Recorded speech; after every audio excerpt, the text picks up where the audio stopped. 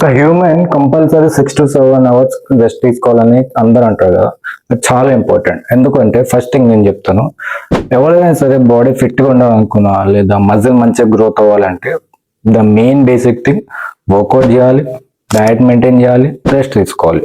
ఇక్కడ third thing, rest గురించి ఎందుకు ఇట్లా మాట్లాడుతున్నా అంటే, నువ్వు ఫస్ట్ వర్కౌట్ చేసినప్పుడు నీ మజిల్స్ అనేది కంప్లీట్లీ బ్రేక్ అవుతుంది. ఎప్పుడైతే వెయిట్స్ లిఫ్ట్ చేస్తావు, కంప్లీట్లీ వర్కౌట్ చేస్తావు, నీ మజిల్స్ అనేది టేర్ అవుతుంది.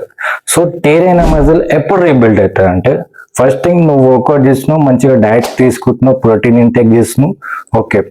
దాని తర్వాత ఒక మంచి 6 to 7 hours ఎప్పుడైతే రెస్ట్ తీసుకుంటారో ఆ మూమెంట్ లో నీ బ్రేక్ అయిన మజిల్ అనేది రీబిల్డ్ అవుతుంది అనమాట.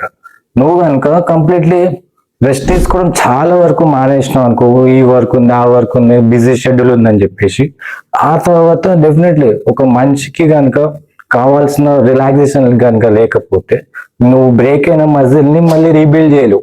నీ మజిల్ కూడా అంత ఈజీగా గ్రోత్ అవ్వదు, నీ బాడీలో ట్రాన్స్ఫర్మేషన్ అంత త్వరగా రాదు. సో డెఫినెట్లీ నువ్వు ఎంత బిజీ షెడ్యూల్ ఉన్నా కూడా నీ హెల్త్ కి నువ్వు డెఫినెట్లీ టైం ఇవ్వాలి. వర్కౌట్ చేసినావు కాబట్టి నీ మజిల్ గ్రోత్ అవ్వాలనుకుంటే రెస్ట్ కూడా అంతే ఇంపార్టెంట్.